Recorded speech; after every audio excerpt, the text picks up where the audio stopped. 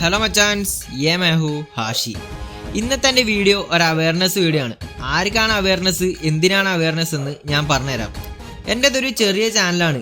എനിക്ക് അറിഞ്ഞുകൂടാ ഇത് എത്രത്തോളം ആൾക്കാരിലേക്ക് എത്തും അല്ലെങ്കിൽ ആരൊക്കെ ഇത് കാണുന്നൊന്നും. അതുകൊണ്ട് തന്നെ ഈ വിഷയത്തെക്കുറിച്ച് സംസാരിക്കേണ്ട എന്നാണ് വിചാരിച്ചിരുന്നത്. എന്നാൽ അങ്ങനെയല്ല, നമ്മളൊന്നും ഇത് റിയാക്ട് ചെയ്തില്ലെങ്കിൽ വേറെ ആരാണ് ചെയ്യുക? വിഷയത്തിലോട്ട് വരാം. റീസെൻറ്റ് ഡേയ്സിൽ കേരളത്തിൽ നടക്കുന്ന കാര്യങ്ങളൊക്കെ ഓൾമോസ്റ്റ് എല്ലാവരും തന്നെ അറിഞ്ഞിട്ടുണ്ടാവും. എന്നാൽ അറിയാത്തവരുമുണ്ട്. ബിക്കോസ് ഒരു പ്രമുഖ ന്യൂസ് ചാനലുകളിലും ഈ ഒരു ന്യൂസ് വന്നതായി ഞാൻ കണ്ടിട്ടില്ല. കഴിഞ്ഞ ദിവസം കോഴിക്കോട് ഗോവിന്ദപുരം സ്വദേശിയായ ദീപക് എന്ന് പറയുന്ന ഒരു മനുഷ്യൻ ആത്മഹത്യ ചെയ്തു. കാരണം മെൻ്റൽ ഹറാസ്മെൻറ്റ് അല്ലെങ്കിൽ മാനഹത്യ. ഇനിയും കാര്യം മനസ്സിലാത്തവർക്ക് ഞാനിവിടെ കാണിക്കുന്ന വീഡിയോ കാണുമ്പോഴെങ്കിലും മനസ്സിലാവും.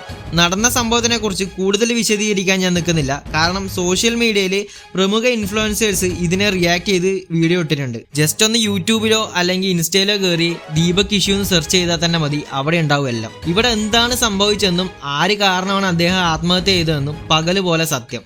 പക്ഷെ ആർക്കും കേസ് എടുക്കണ്ട, അന്വേഷിക്കണ്ട. കാരണം മരിച്ചതൊരു ഫീമെയിൽ അല്ല, മെയിലാണ്. ഏറ്റവും ഭയപ്പെടുത്തുന്ന ഒരു വസ്തുത, ഒരു ഫീമെയിലിൻ്റെ വിഷയം വരുമ്പോൾ ആണുങ്ങൾ ആ കുട്ടിക്ക് കൊടുക്കുന്ന പിന്തുണ ഒരു മെയിലിൻ്റെ കാര്യം വരുമ്പോൾ തിരിച്ചു കിട്ടുന്നില്ല എന്നുള്ളതാണ്.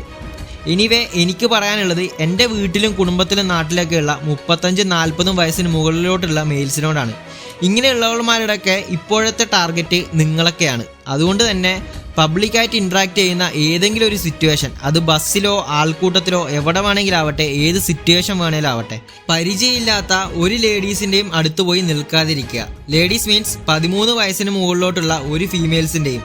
നിങ്ങളുടെ മനസ്സിലുണ്ടാകുന്ന മകളുടെ പ്രായം അല്ലെങ്കിൽ പെങ്ങളുടെ പ്രായം, അമ്മയുടെ പ്രായം എന്നുള്ള ആ ഫീലിങ്സ് ഒന്നും അവർക്ക് ഉണ്ടാവണമെന്നില്ല. അവരുടെ ഉദ്ദേശം വേറെ വല്ലതുമായിരിക്കും. നിങ്ങളുടെ ലൈഫ് നിങ്ങൾ തന്നെ സൂക്ഷിക്കുക. കാരണം മേ ബി നാളെ ഇങ്ങനെ ഒരു അവസ്ഥ നിങ്ങൾക്ക് വന്നാൽ, ഒരു പട്ടി ചത്തുപോയാൽ അതിനെ എടുത്ത് മാറ്റാൻ വരുന്ന ആൾക്കാരെക്കാട്ടും കുറവായിരിക്കും നിങ്ങളുടെ കൂടെ നിൽക്കുന്ന ആൾക്കാർ.